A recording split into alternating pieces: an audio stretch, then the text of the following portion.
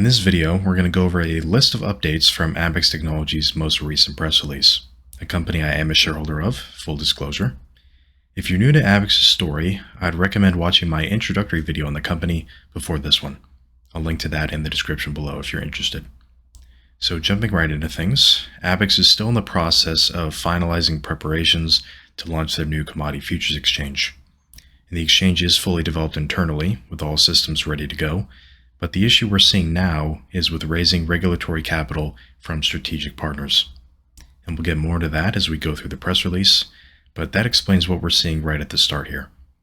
Abaxx has been running out of money because their negotiations have been taking so long, so we see that they completed a financing of around $1 million Canadian, and that's using an unsecured convertible debenture from an existing shareholder in the company.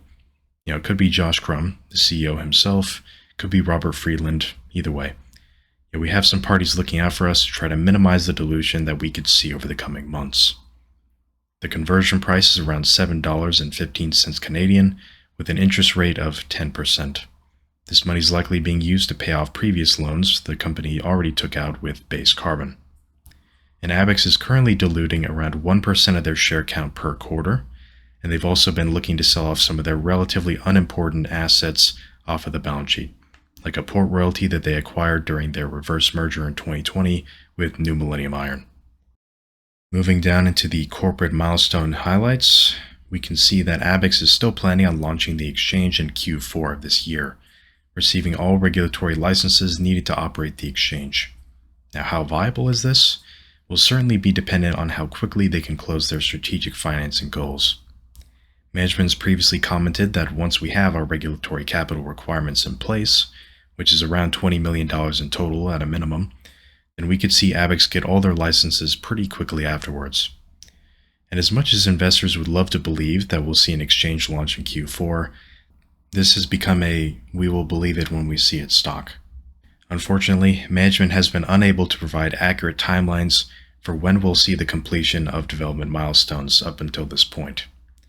For the most part, I assume the delays have not been the fault of management. They're dealing with the ramping up of a complex business model with a variety of moving parts required to see commercial launch. And the executive team's experience in creating financial products, along with exchanges themselves, tells me that the situation probably couldn't have been handled too much better than it already is. So we just have to remain patient here. Moving down to the commercial section, we have a new name dropped. We have Vanner Global Markets.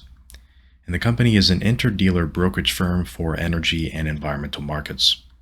It sounds like this company will help group smaller trades into blocks on the exchange, so participants with less funds or requirements can trade as well. And the agreement also includes a data partnership that should help strengthen price discovery, so that's beneficial too. Abaxx has given a variety of presentations at commodity-related conferences over the last few months, continuing to raise awareness for the exchange.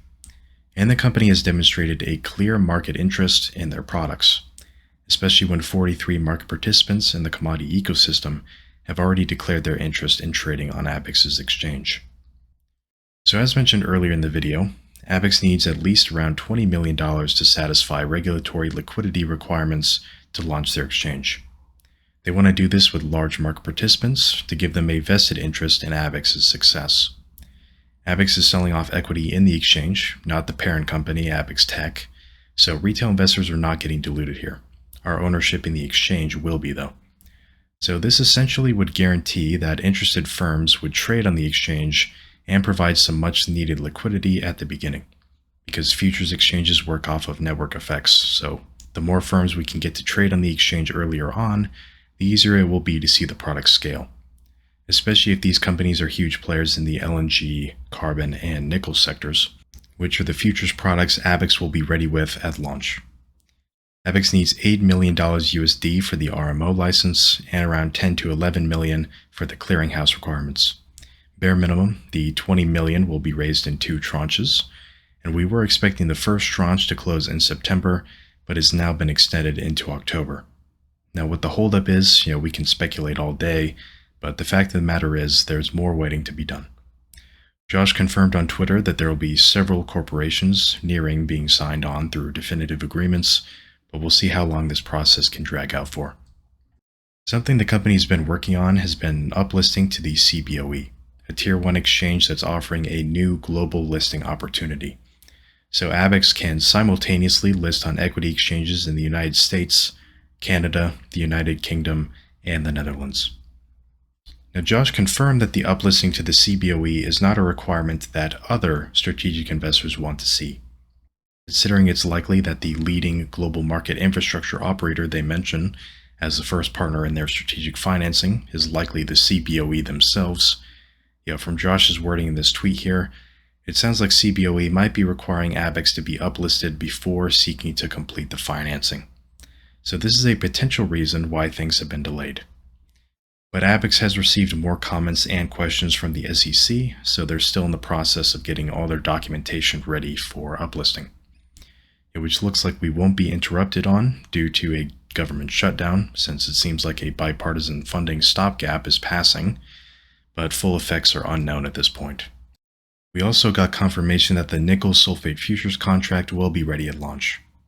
And this is a large market opportunity here, as the London Metals Exchange has been fumbling the bag on their essential monopoly on nickel futures. So ABXX has the ability to step in and cater to a growing market resentment against the LME, as the CME and ICE have essentially confirmed that they're not trying to compete in this space whatsoever.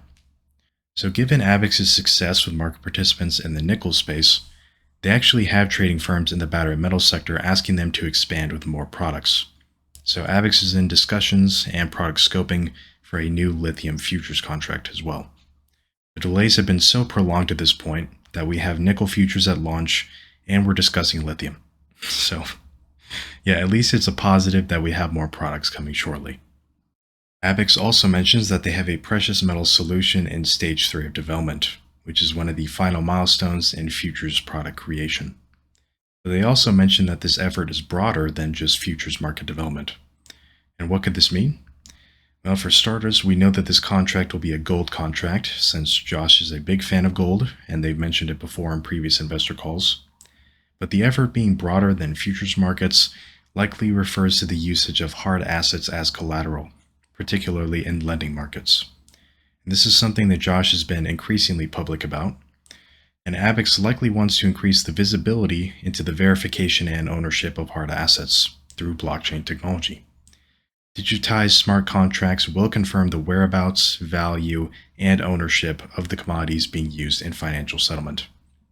Currently, the usage of commodities as collateral is not particularly common, and ABXX is looking to change that.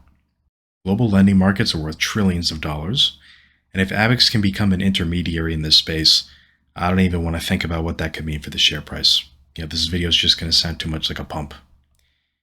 This could also refer to the pricing of futures contracts in gold, sharing similarities to how other cryptos can be priced in Bitcoin, but I'm not sure about that idea as much. At the end of the day, let's be clear. The vision that the management team has for this company expands far beyond just a few commodity futures contracts. I can tell you that. Now remember, this company just brought in Jeff Curry as a director, the global head of commodities research at Goldman.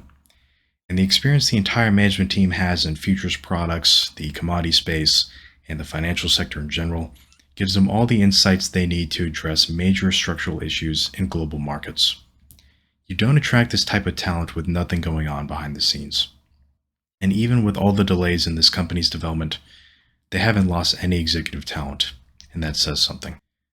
Another interesting aspect of what ABXX has been teasing is what they call Project Venice, which seems to involve the carbon markets.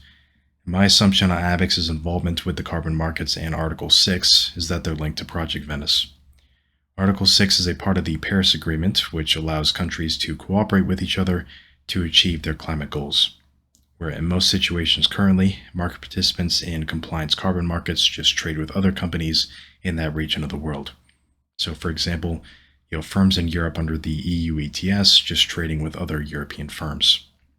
Project Venice is probably a combination of ABXX Messenger and Verifier, and potentially the other tools in ABXX's suite as well, along with a service that connects participants looking to trade in the carbon markets. The name Venice likely being a reference to Venice, Italy, which was historically a place of significance for international commerce and mercantilism. I'm sure we'll get more details about this opportunity as time passes, but Abaxx is looking to position themselves at the center of a variety of transactions throughout the financial world. Now, what percentage of the market share Abaxx might hold in a variety of different market applications remains to be seen. We need to get this exchange up and running to find out. I'm hopeful that we can achieve exchange launch by the end of this year, but I can't say I'm going to be shocked if this spills over into Q1 of 2024.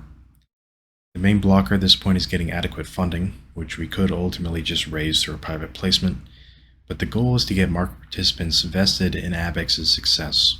So we'll see how this plays out. If you'd like to learn more about Abaxx or how the company has progressed over time, I'll link to my playlist about the company in the description below. Thanks for watching.